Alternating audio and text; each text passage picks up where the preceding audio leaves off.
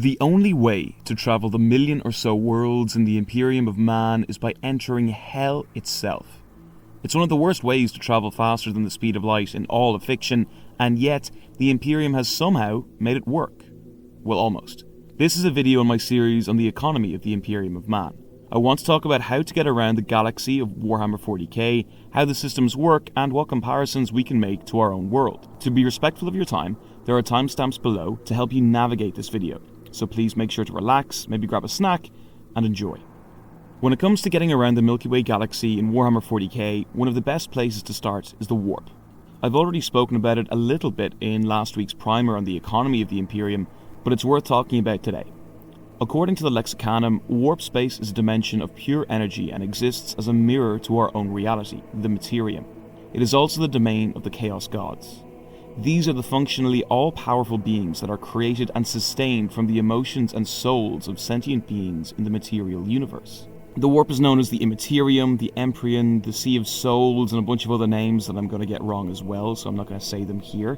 It's where these gods of chaos dwell, and each has their own realms, the size of which are constantly shifting.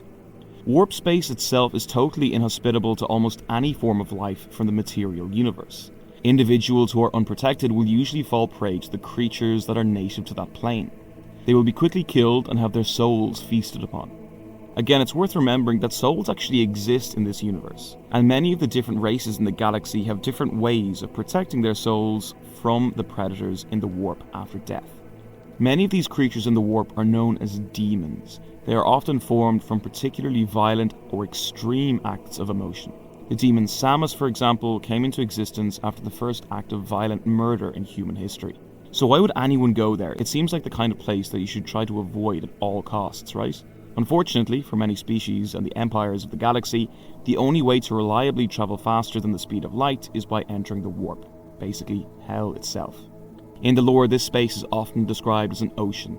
The currents of energy that flow in the warp can move far quicker than almost anything would be able to in real space. By entering the warp, ships can take advantage of this fact to travel faster than the speed of light. But these currents are far more powerful and complex than any ocean current on Earth. Also, they defy reality itself. It doesn't just include space, it also includes time. There are plenty of examples in the lore of ships losing their way in the warp and emerging light years off course centuries after they left, with no way of finding a reliable way home.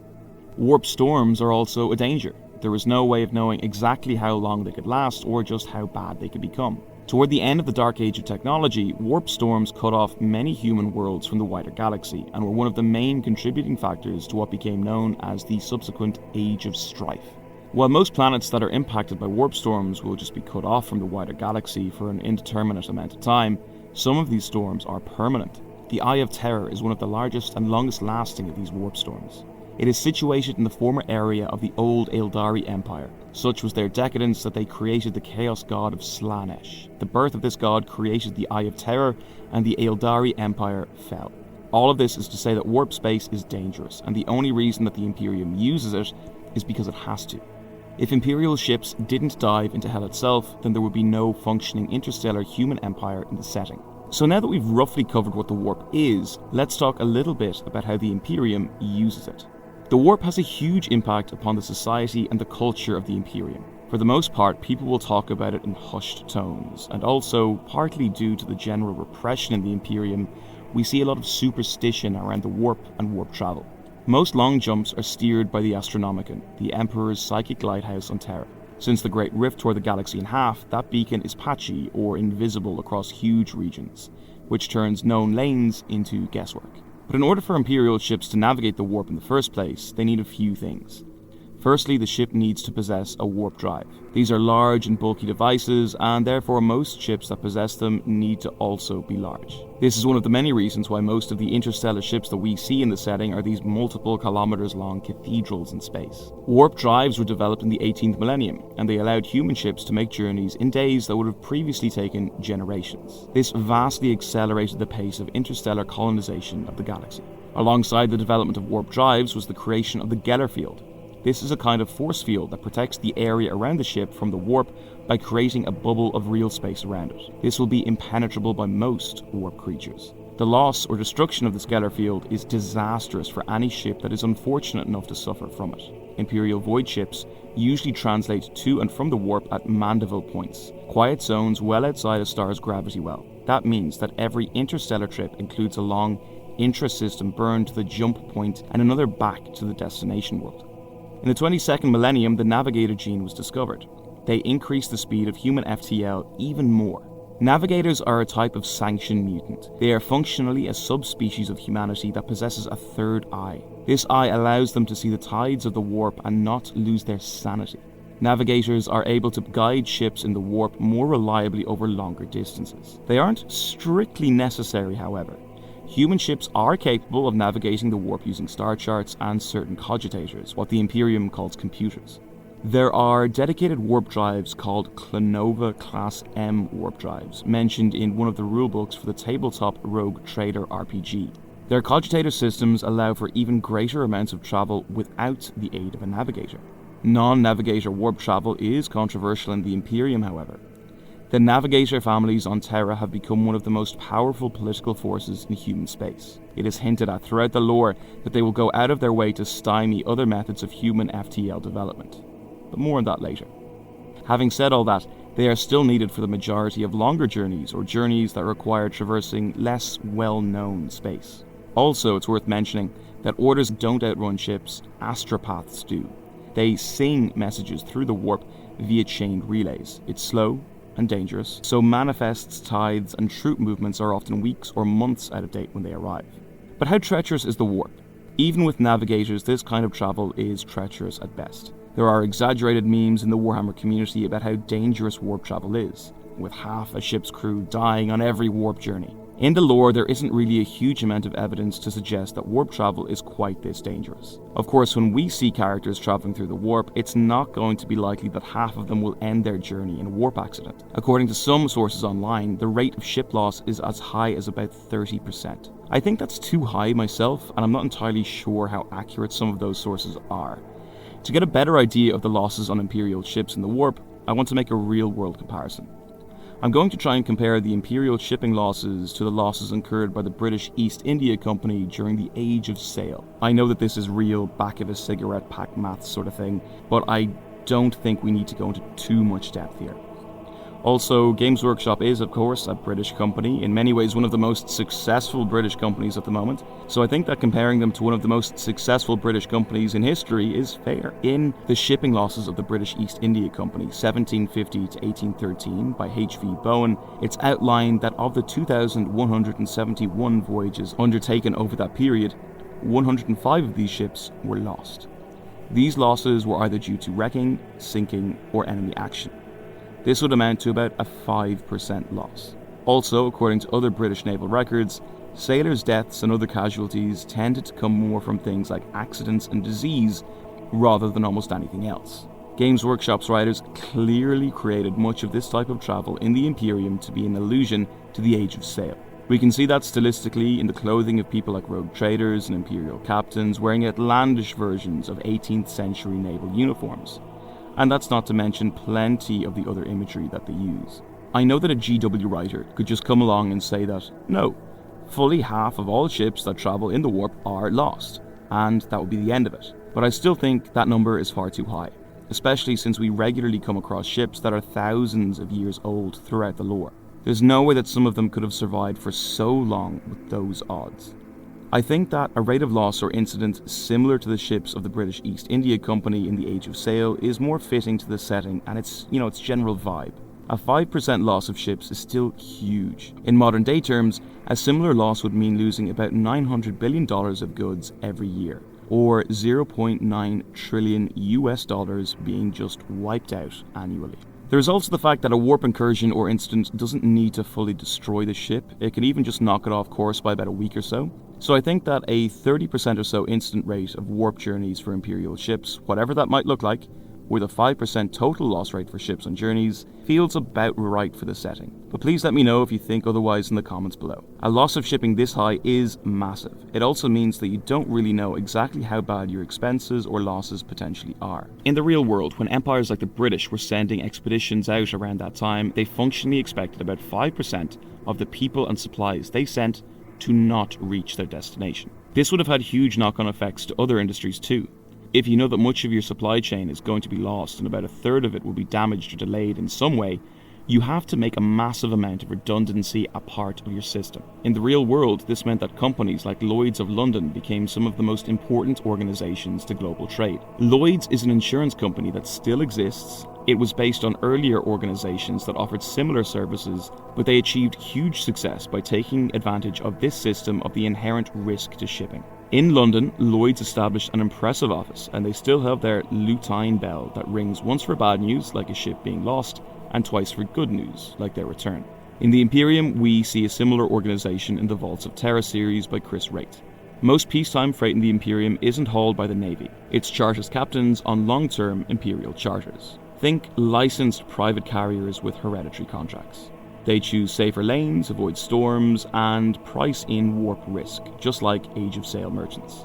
One of the main characters of the series, Inquisitor Crow, enters the headquarters of the Chartist captains. When he enters, he is awed by the wealth and power on display. This is a man who has already been exposed to a massive amount of the power in the Imperial government already, including meeting Custodes, and yet he is stunned by the wealth displayed by the Chartist captains and wonders if it is worth all the lives of the countless voidsmen lost in the war. That series, just as an aside, is well worth the read. I highly recommend checking it out for its descriptions of these aspects of the Imperial government alone. But surely there must be other methods of travelling the galaxy available to the Imperium. Before I mention them, I just want to give a quick thanks to all of you watching this. Videos like this do take a lot of time and research, and by watching this channel and engaging with it, liking it, sharing it, all that sort of thing, you are genuinely helping me grow. Thank you. If you want to help me out even further, I have set up a Patreon. It really is the best way to support me and this work. I'm still in the early stages of it at the moment, but I want to start adding more benefits before the end of the year. Things like a Discord, early access to videos, and that sort of stuff. But now, back to the video. The Imperium still has access to more conventional means of travel. Their ships are capable of speeds far in excess of anything that we're capable of today. For example, it took the Voyager probe decades to reach the edge of our solar system. This journey would be a matter of days or weeks for an Imperial vessel, if even. I haven't been able to find great information about the exact sublight speeds available to Imperial ships, but I would guess they would be able to reliably travel around a single star system in an amount of time similar to global ocean voyages today. Then there are warp gates. I found different sources in the lore for the origins of these devices. Some are seemingly Xenos in origin, while others were created during the Dark Age of technology by humans. These are twinned gates in space that connect two locations in space-time. They offer a reliable and relatively safe way of traveling through the warp. While they might not be quite as fast as regular warp travel, their safety and reliability make things like scheduling possible. At the beginning of the Solar War in the novel of the same name by John French, in the lead up to the Siege of Terra, we get a look at the two warp gates in Earth's solar system as they are used by the invading fleets of Horus to attack the Emperor's homeworld. And around that time, of course, it turns out that the Emperor was trying to make humanity less reliant on warp travel by accessing the Webway. The Webway is a sort of artificially created realm that is neither a part of the warp or real space. It was supposedly created by the Old Ones, the first intelligent spacefaring species in the Milky Way galaxy, and it was created millions of years ago.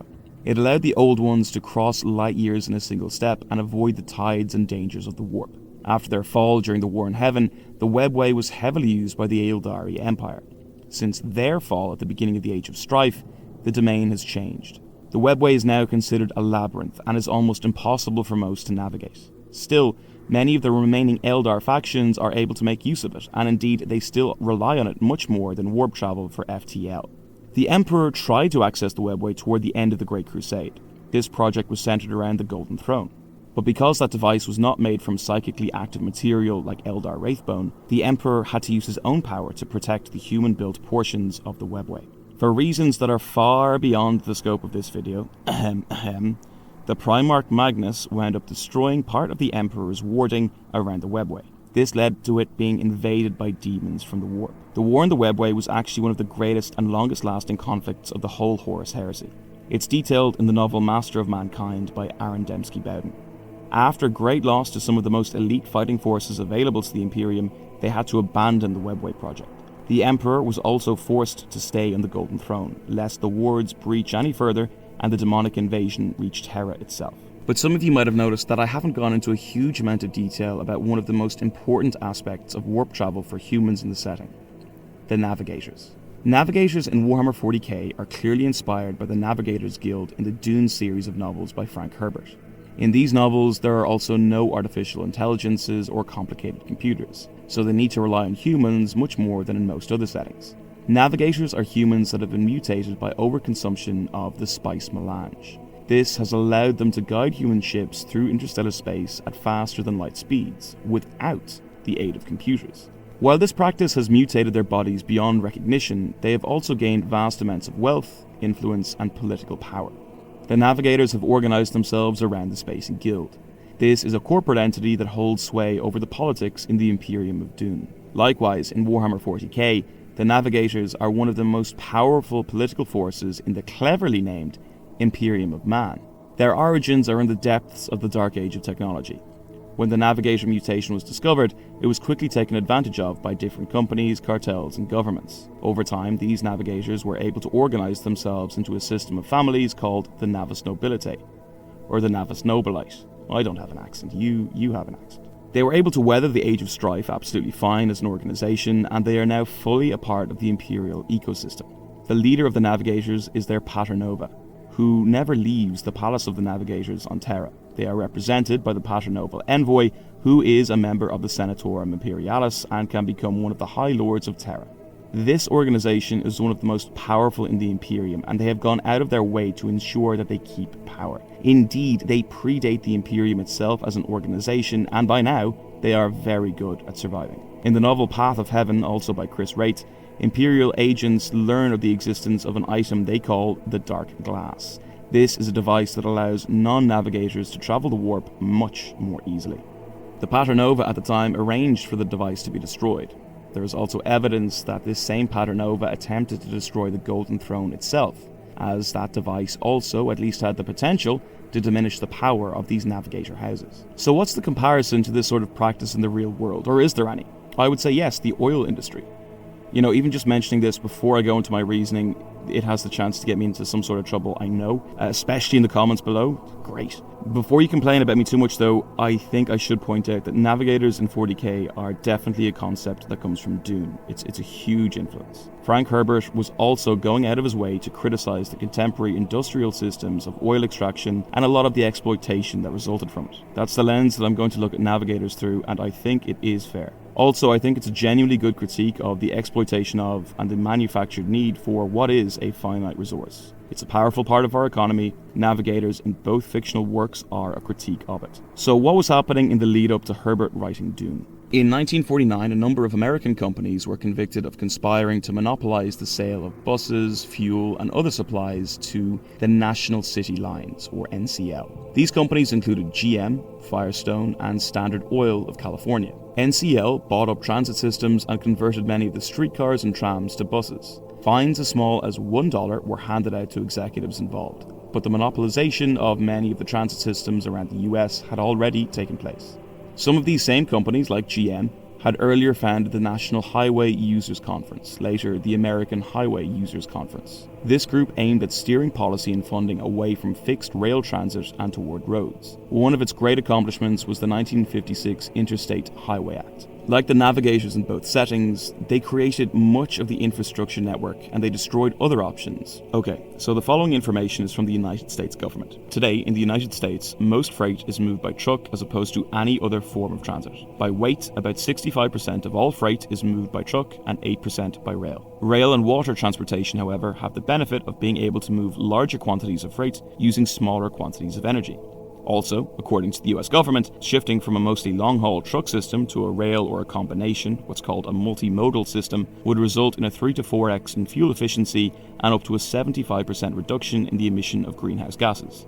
This would not only reduce pollution, but also save money on fuel. The consequent cost reduction could, at least theoretically, be passed on to the consumer. It would also mean that things like road congestion and wear and tear would be a lot less frequent. When government policy tilts so strongly towards roads, the real winners are the vehicle and fuel sellers, exactly like Navigators demanding a fee for every warp journey and maneuvering the logistic networks away from any alternative. At the moment, there are certain organizations and institutions that massively benefit from the current system, and I doubt it'll change anytime soon. Like in the Imperium, either the one in Dune or in Warhammer, in many parts of our world there seems to be an incentive for people in positions of power to stall any attempts at changing at least certain ways that we do things. But what do you think? Are we as doomed to stay mired with the same infrastructure as the Imperium? Or will we be able to overcome vested interests and build for the benefit of everyone, not just a select few? Or are things actually just fine the way they are? Do you have anything else that you'd like to add to the discussion? Make sure to leave a comment below. I really wanted this video to be an overview of transport as a continuation of my series on the Imperial economy. Make sure to check out that playlist on my channel page or on the screen now. I hope you enjoyed this video. Make sure to like, subscribe and hit the notification bell so you don't miss the next upload. And also make sure to visit my Patreon if you want to support the channel even further. For now though, thanks for watching and I'll see you in the next one.